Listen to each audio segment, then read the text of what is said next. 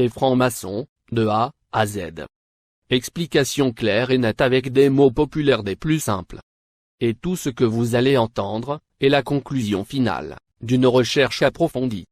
Nous allons commencer par la fin pour faciliter la compréhension du début. Les francs-maçons sont une secte qui vénère Satan. Voilà. Directement au but. Allah le sage, mit fin au peuple du monde, du prophète Noé, en couvrant totalement la planète avec des eaux purificatrices. Le monde de Noé, paix sur lui, était aussi évolué en science que le nôtre. Et même plus encore. Il suffit de visionner le fameux film documentaire intitulé « La révélation des pyramides » de Patrice Poyart, d'après Jacques Grimaud, pour confirmation. En vérité, nos scientifiques au prix Nobel, n'ont jamais rien découvert. Ils ont juste hérité de la science du monde de Noé. Les francs-maçons nous ont toujours menti sur l'histoire du monde.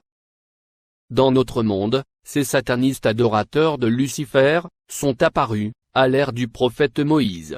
Ce dernier a vécu entre 1436 et 1316 avant Jésus-Christ. À cette époque, c'était eux qui exerçaient le mieux la sorcellerie. Les gens se concurrençaient dans l'art de la magie. Mais la secte maléfique, ne s'était pas encore renforcée dans une union sacrée, comme le sont aujourd'hui les frères maçons. Les plus grands pouvoirs dans la sorcellerie, étaient détenus par les familles des pharaons. Ces derniers, pratiquaient l'inceste, en se mariant entre frères et sœurs, mères et fils etc. Afin de préserver le secret de la procédure d'invoquer les démons. Une procédure maléfique, et très dangereuse à maîtriser, qu'on appelle la magie noire. La descendance de ces familles de pharaons damnés, existe encore de nos jours. On les appelle les 13 familles Illuminati. Les dirigeants suprêmes des francs-maçons. Un Illuminati, est celui qui possède la science absolue, grâce à la lumière de Satan.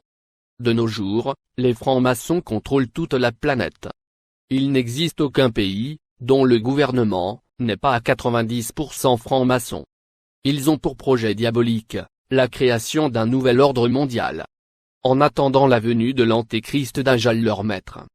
Ce dernier, mettra la planète à feu et à sang en gouvernant le monde depuis Israël. Dans des lieux secrets, les francs-maçons font des rituels sataniques, allant jusqu'à sacrifier des enfants pour la gloire de Satan. Les sacrifices sont suivis par des orgies sexuelles entre familles. Les horreurs pratiquées par les francs-maçons dépassent de loin la fiction d'Hollywood. Ces gens n'ont aucune pitié. Ils sont même prêts à sacrifier leur propre progéniture. Ils s'appellent entre eux, frères maçons. Dans leur union luciférienne, il n'existe, ni race ni nationalité, ni étranger. Seule, l'union du satanisme compte, pour les souder en une seule, et unique entité indivisible. Figurez-vous que la famille royale des Saouds qui gouverne l'Arabie Saoudite, est sataniste. Ajoutez à cela, le Qatar, les Émirats Arabes Unis, ainsi que tout le monde musulman. Le plus drôle, est la Palestine. Même là-bas, le parti du Fatah, est franc-maçon sataniste. C'est dire à quel point ils sont forts.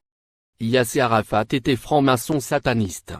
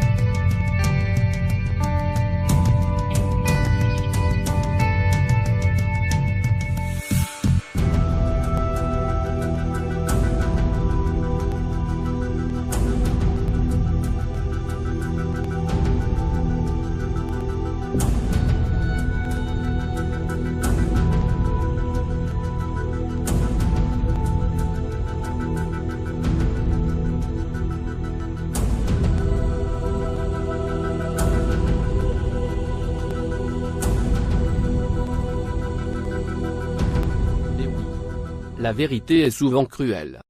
Mais attention. Il faut bien faire la part des choses.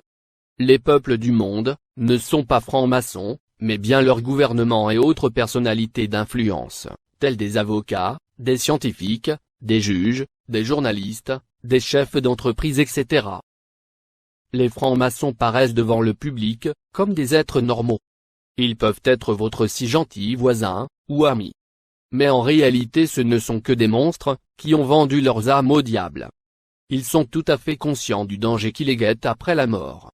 C'est-à-dire l'enfer pour l'éternité. Mais à chaque fois que l'idée les effleure, ils la rejettent, car ils sont trop absorbés par le bonheur matériel trompeur qui les envoûte. Leur comportement s'identifie à celui d'un drogué sans aucun remords. Les rares francs-maçons qui ont osé fuir la secte, sont, soit assassinés, soit ils se suicident. Très rares sont ceux de la basse échelle, qui ont quitté les loges maçonniques, avant d'avoir pris connaissance des grands secrets de la maçonnerie.